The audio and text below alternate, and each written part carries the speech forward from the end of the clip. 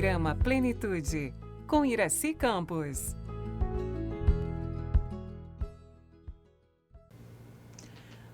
Paixões e vícios. Para que mudá-los? Pois esse é o episódio do nosso programa de hoje. Pois plenitude, para entrar em plenitude, é aprendizado, é autoconhecimento.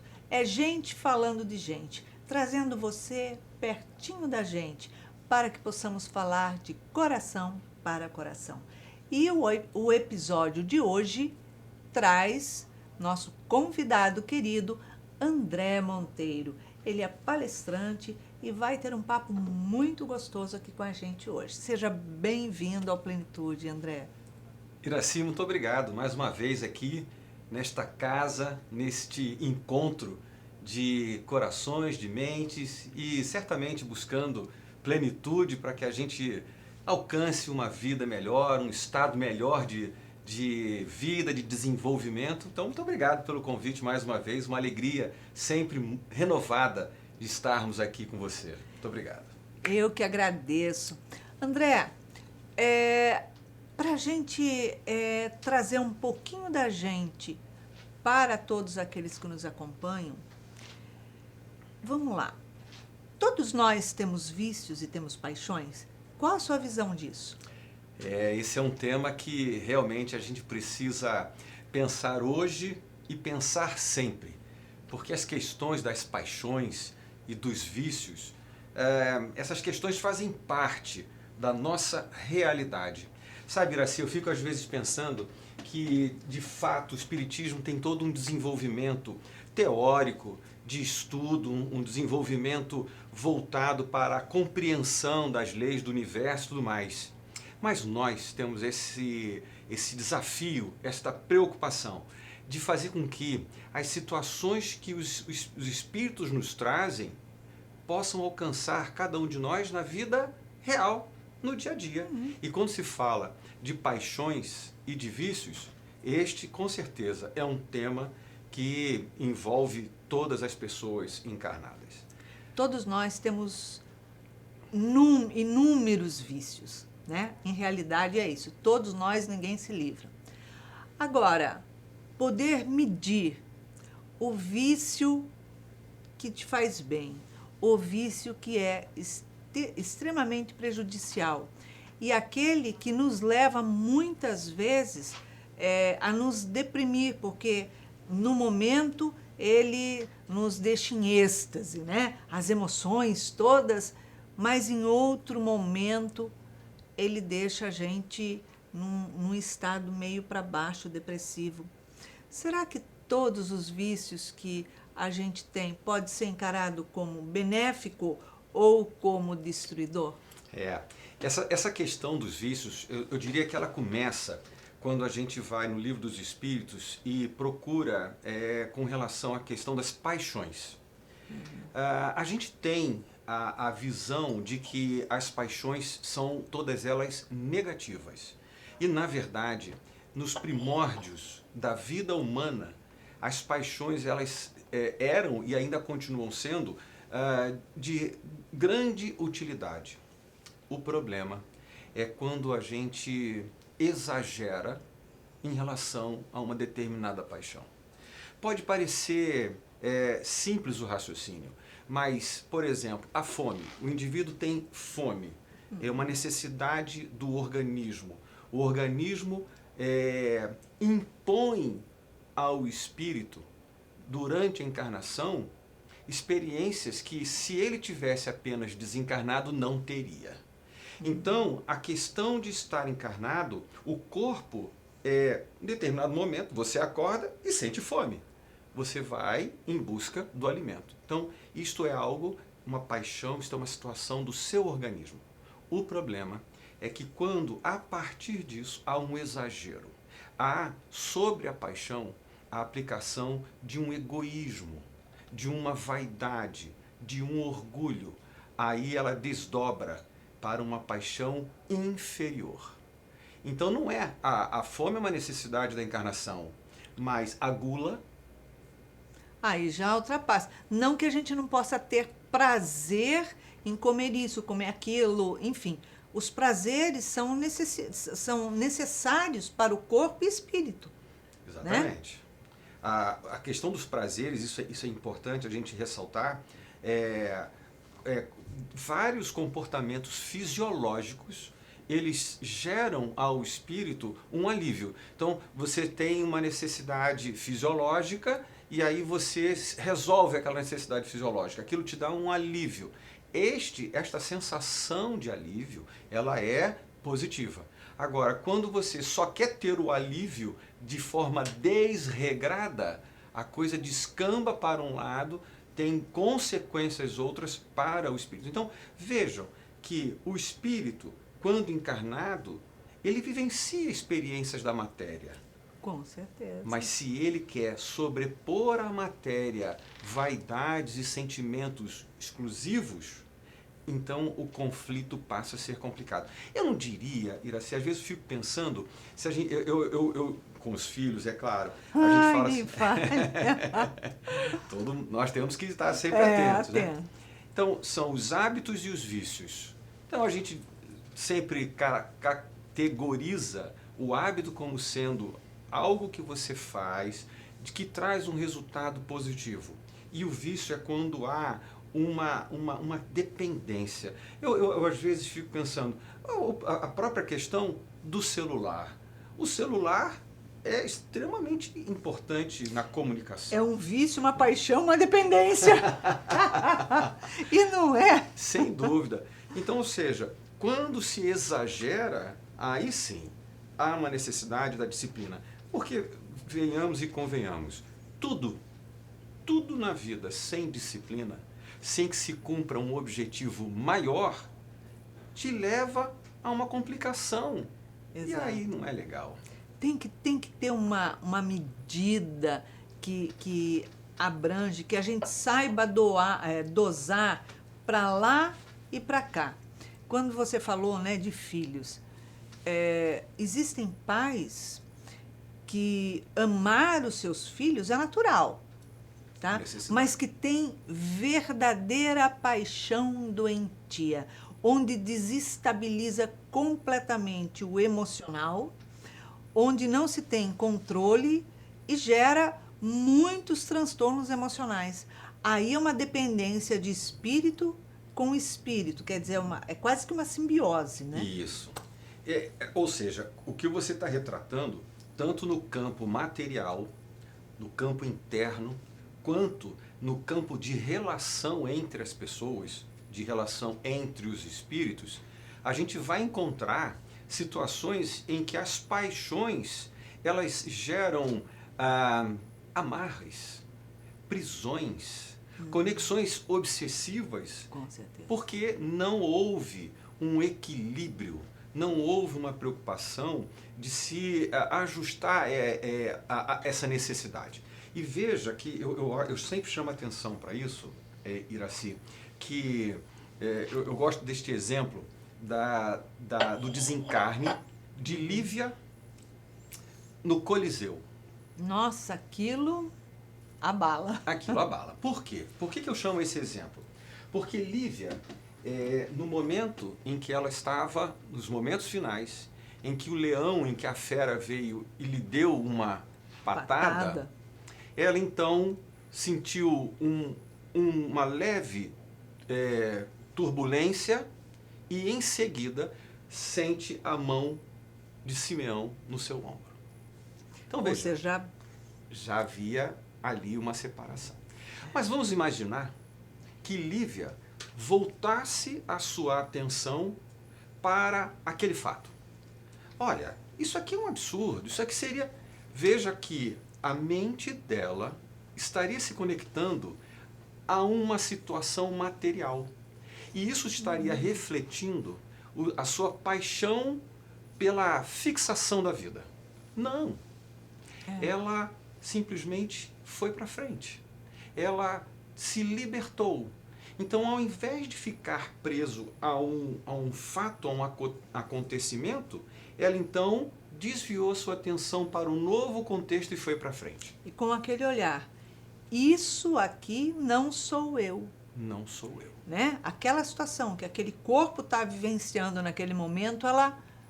Descolou. A minha vida é maior, o meu mundo é maior, a minha ligação com o Cristo É maior. é maior.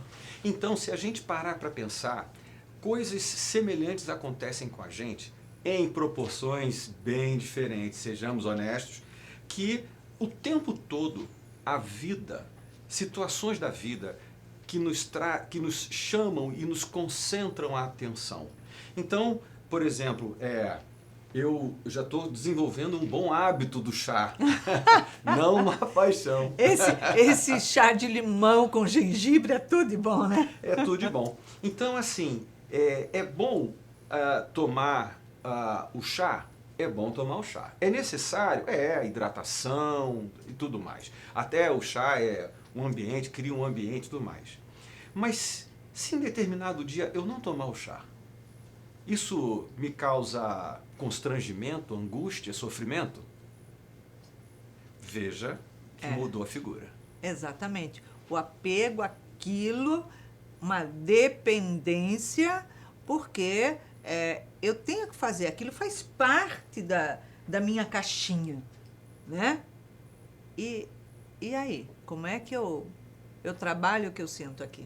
É Então, como uma dependência de um cigarro, de uma bebida, são vícios prazerosos, né?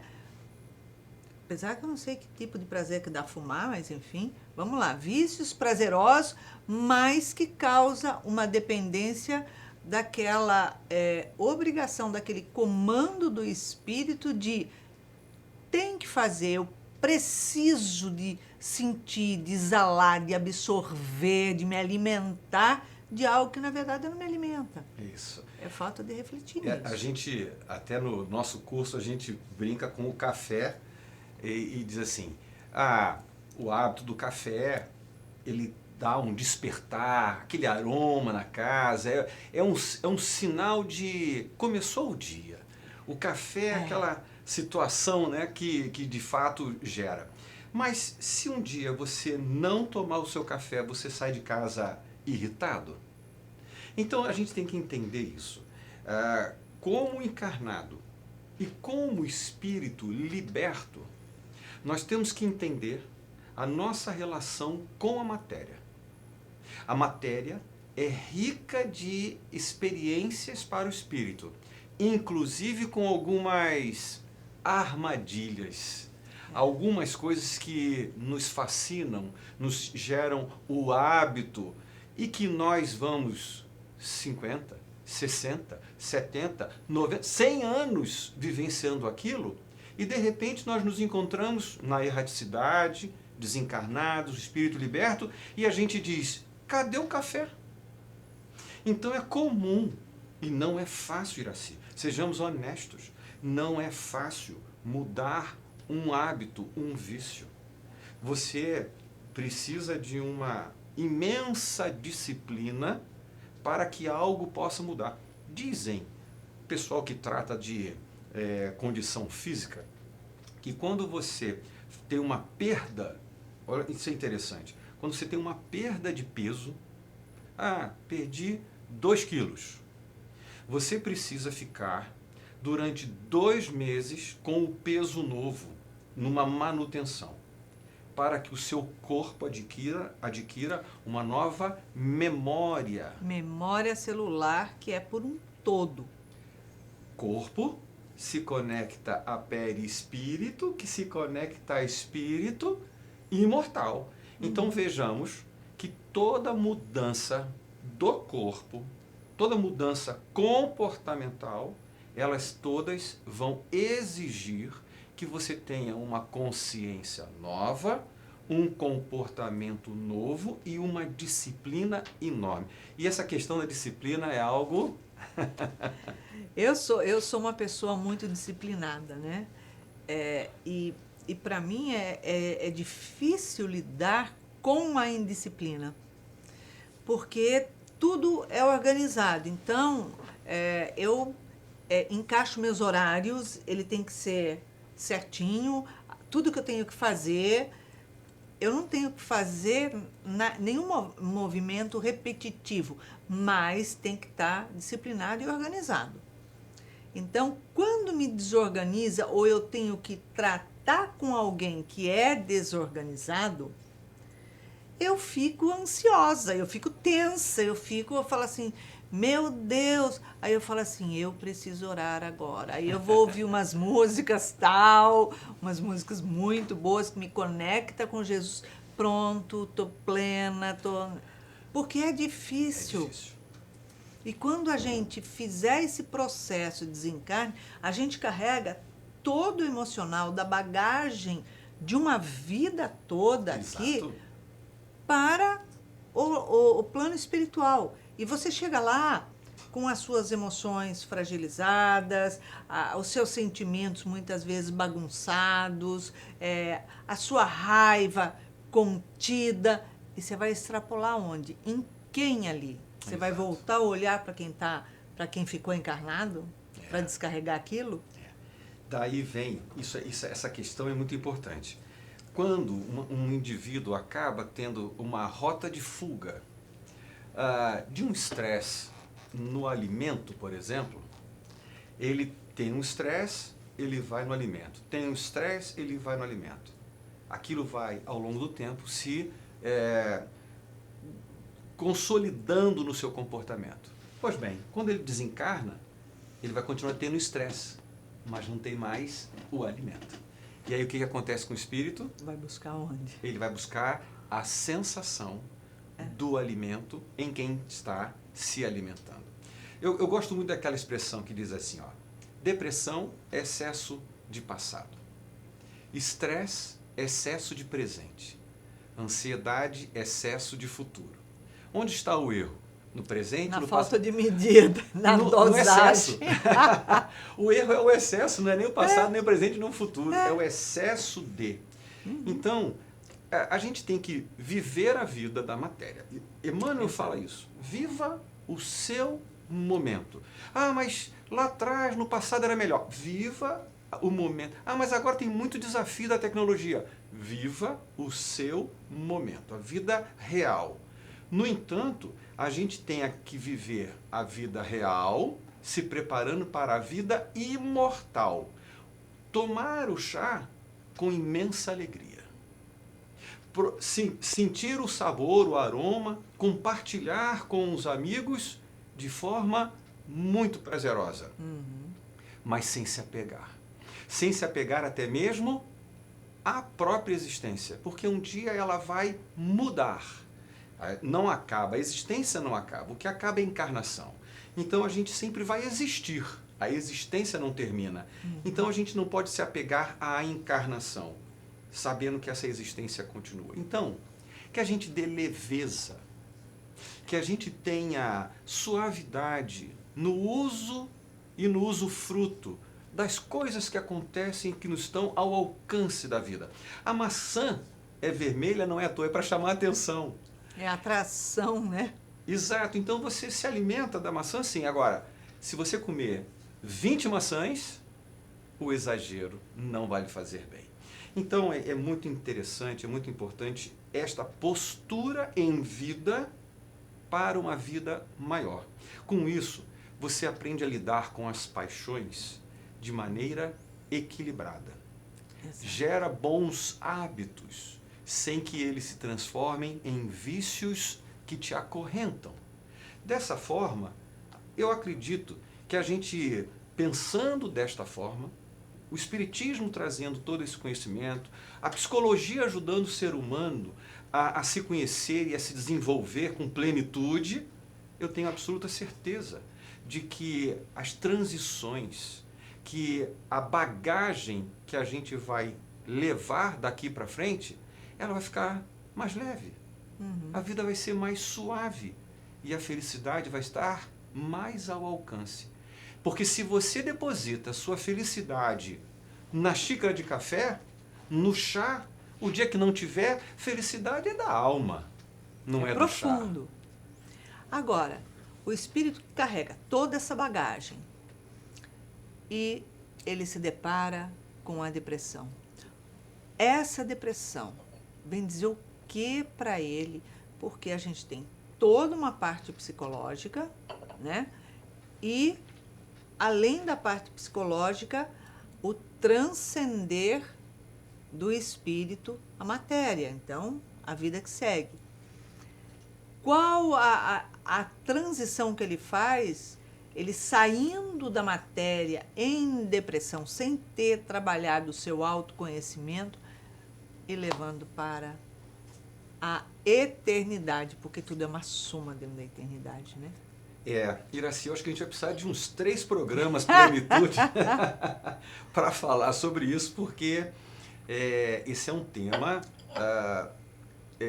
extremamente atual e nunca foi tão importante tratarmos das questões da depressão em vida e em espírito. Exato. Porque a depressão, em ambos os casos, levam o indivíduo a ter um comprometimento extremamente grave e muitas vezes perder passadas na sua jornada. Então a gente tem que entender que na matéria nós seremos submetidos a inúmeros desafios. Não se pode imaginar, Emmanuel fala isso, não se pode imaginar uma trajetória do berço ao túmulo sem experimentações duras e dolorosas muitas vezes. Não há que se imaginar que nós vamos alcançar a grandeza espiritual sem vencer a si próprio. Então, daí já começamos a entender uma questão da transitoriedade. O Chico tinha uma frase escrita no seu quarto que dizia: isso também vai passar. Às vezes uma alegria eufórica, isso também vai passar. Às vezes uma tristeza, uma amargura muito grande, isso também vai passar. Mas se as dores forem internas, não são fáceis, mas a gente busca um certo domínio. E quando essas dores vêm de fora, isso também vai passar. Das dores, das decepções, das relações, muitas vezes aquela tristeza de não estar próximo a alguém que tanto amamos, olhando na vida espiritual, estamos todos próximos, afastados momentaneamente. André Luiz, no nosso lar, ele volta à família dele e fica conturbado de ver a nova construção familiar. No livro seguinte, em Os Mensageiros, ele inicia o livro dizendo o seguinte: hoje eu vejo, eu repenso os meus filhos, a minha esposa, como companheiros de jornada. Então veja que a esposa e os filhos continuam existindo. O que mudou? Ele mudou. Ele que mudou.